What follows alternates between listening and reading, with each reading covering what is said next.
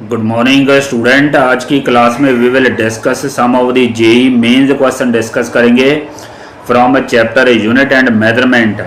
यहाँ पे स्टूडेंट हमें जो फर्स्ट क्वेश्चन गिवन है, फर्स्ट क्वेश्चन में हमें एक प्रेशर की इक्वेशन गिवन है। I hope you can see this. Pressure की हमें एक इक्वेशन गिवन है और हमें फाइंड आउट क्या करना है। We have to calculate the dimensional formula for beta.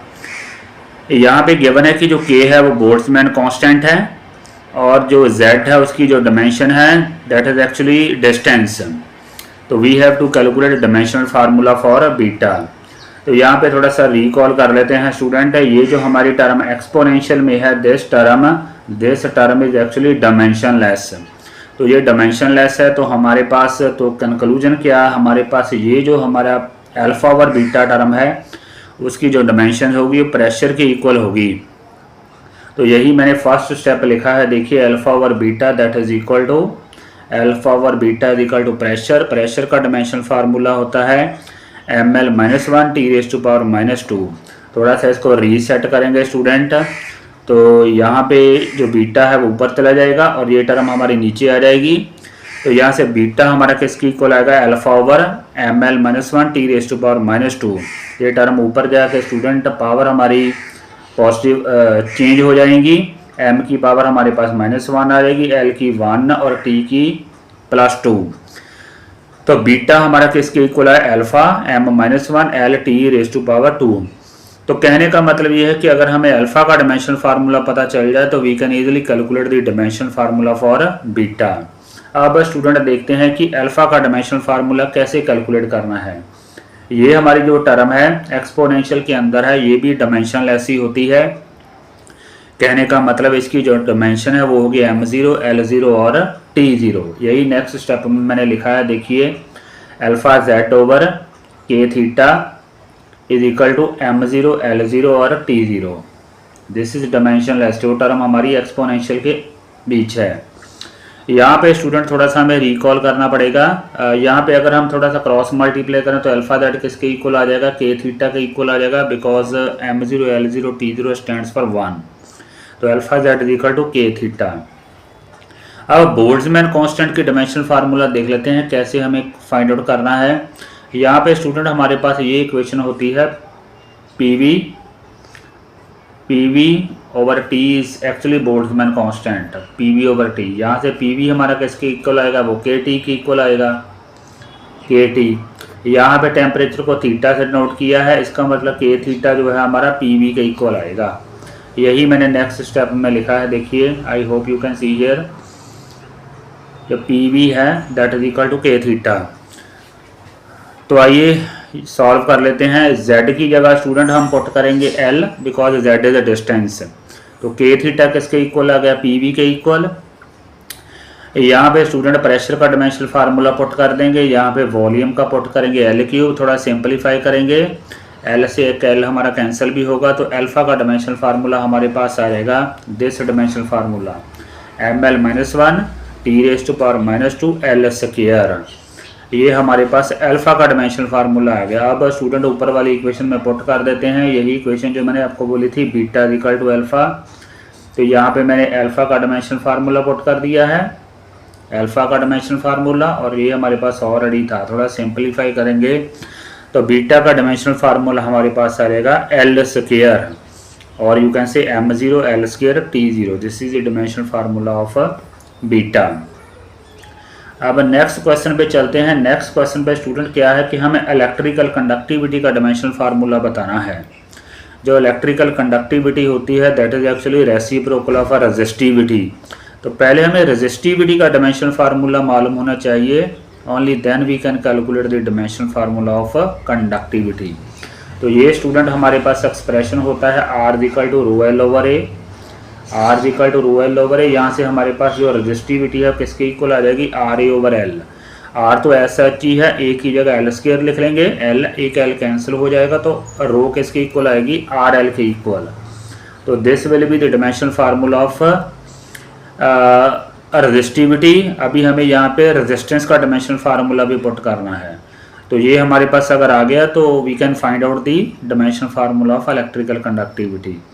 तो आर की जगह स्टूडेंट हम पुट कर देंगे V ओवर I, एल तो अभी एस एच ही है, वी की जगह जो पोटेंशियल है वो क्या होता है, वर्क ओवर चार्ज। तो वी की जगह हम लिखेंगे वर्क ओवर चार्ज, यही मैंने लिखा है, देखिए वर्क ओवर चार्ज, वी की जगह वर्क ओवर चार्ज, आई तो एस एच ही है, एल भी अभी एस एच ही है। उसके बाद स्टूडेंट वर्क का डायमेंशन फार्मूला पुट कर देंगे। वर्क का डायमेंशन फार्मूला हमारे पास होता है M L square T minus two L. उसके बाद क्यू की जगह स्टूडेंट हम लिखेंगे ए टी। जो चार्ज का डायमेंशन फार्मूला होता है वो क्यू हमारा करंट इनटू टाइम होता है चार्ज, तो करंट की जगह ए, टाइम की जगह टी। आई की जगह हमने फिर ए लिख दिया है, तो थोड़ा सिंप्लीफाई करेंगे तो ये हमारे पास डायमेंशन फार्मूला आ जाएगा रेजिस्टिविटी का। This is the dimension formula of resistivity this. तो अब इसका रेसिप्रोकल भी करना है, because conductivity is reciprocal of resistivity. तो पावर हमारी चेंज हो जाएंगी, साइन चेंज हो जाएंगे, m minus one, L raise to power minus three, T raise to power plus three और ए स्क्वायर। तो this is the dimension formula of electrical conductivity. I hope you have understood. एक बार फिर से recall कर लेते हैं। पहले R equal to rho L over A, यहाँ से हमारे पास सिंप्लीफाई करके रो हमारा किसके इक्वल आएगा, आर एल के इक्वल। उसके बाद रेजिस्टेंस का डायमेंशन फार्मूला फाइंड आउट कर लेना है वी ओवर आई से। तो हमारे पास रेजिस्टिविटी का दो भी डायमेंशन फार्मूला आएगा, उसका रेसिप्रोकल करेंगे तो you will find out the dimension formula of conductivity. यहाँ पे स्टूडेंट क्वेश्चन नंबर 3 में हमें एक इक्वेशन गिवन है। यहाँ पे हमें A over B ratio find out करनी है किसके इक्वल है।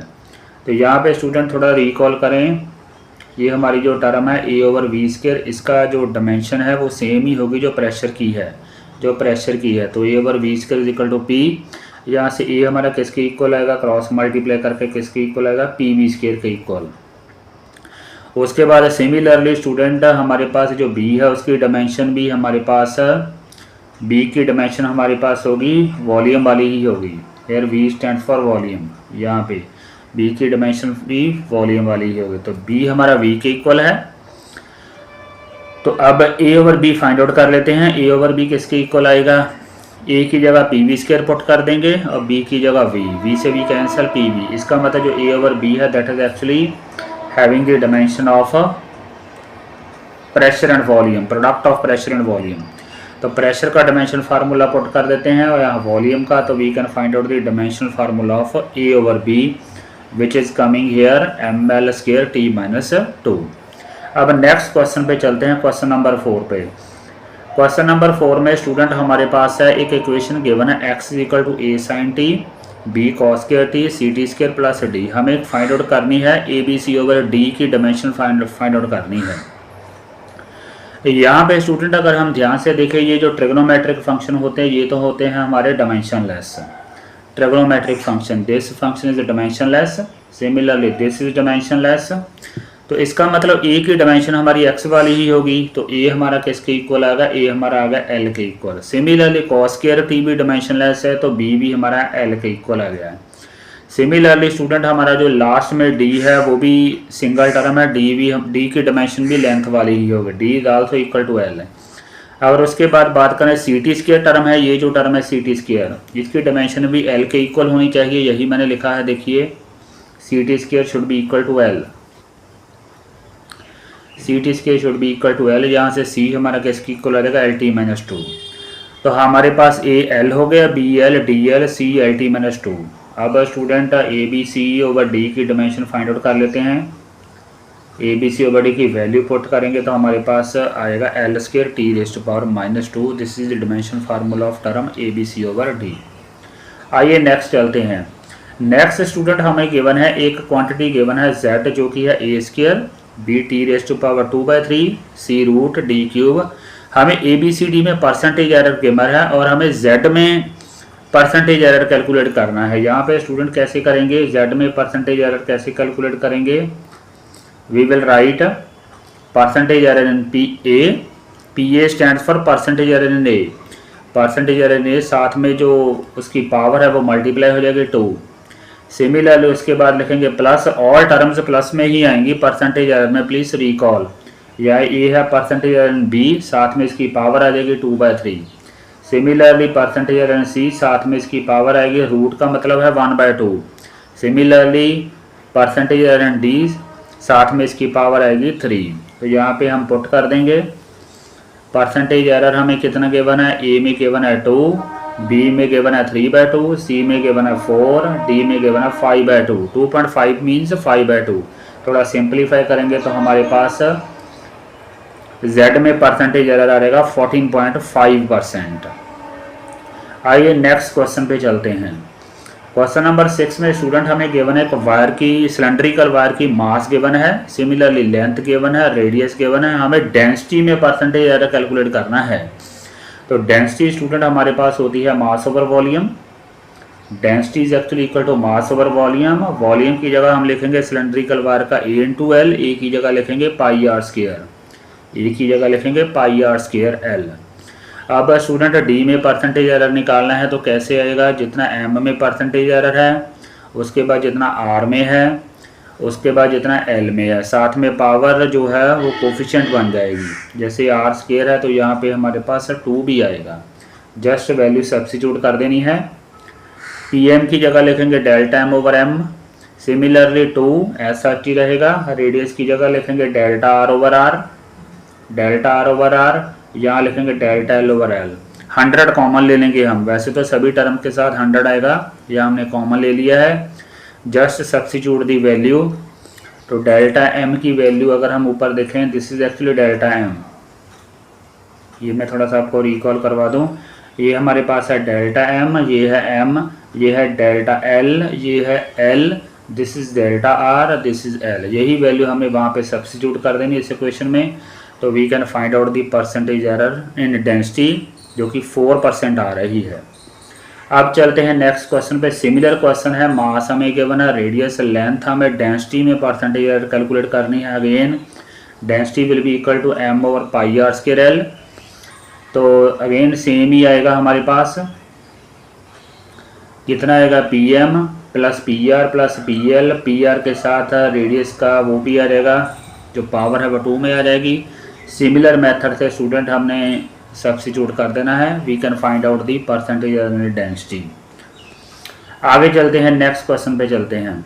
नेक्स्ट क्वेश्चन स्टूडेंट हमें गिवन है, मास गिवन है, उसके बाद वेलोसिटी या स्पीड गिवन है, हमें काइनेटिक एनर्जी फाइंड आउट करनी है। यहाँ पे स्टूडेंट ये हमारे पास थोड़ा फिर एक बार रिकॉल करें, this is actually m, this is delta m, this is v, this is delta v।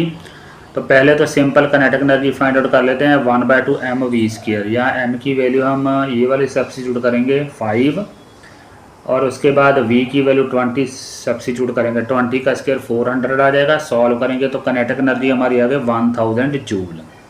अभी हमें एरर भी फाइंड आउट करना है, ये तो हमारे पास सिर्फ काइनेटिक एनर्जी आई है।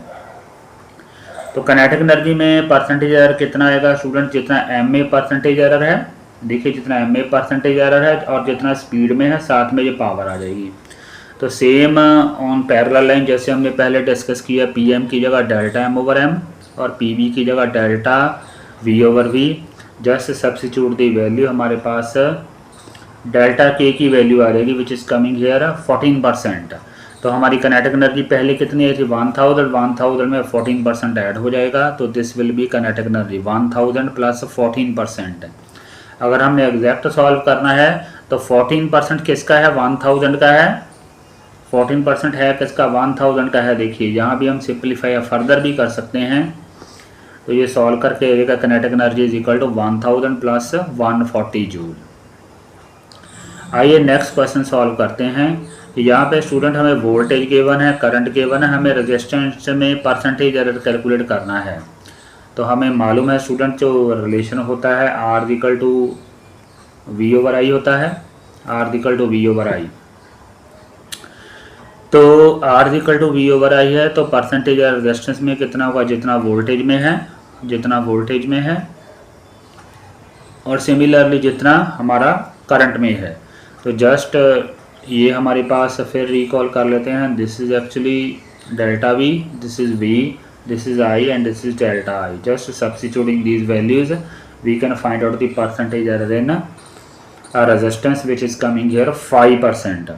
आइए नेक्स्ट क्वेश्चन पे चलते हैं। यहाँ में इक्वेशन गिवन है, एक ही इक्वेशन गिवन है, PQRS में हमें परसेंटेज एरर गिवन है।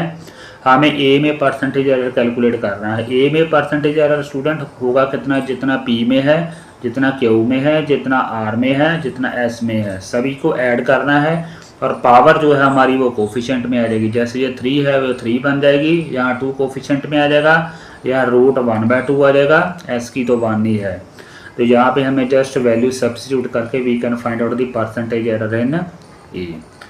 So these are all questions are from JEE Mains previous years 2022, 23, 25. I hope you have understood. And please do not forget to share my video. Thank you very much.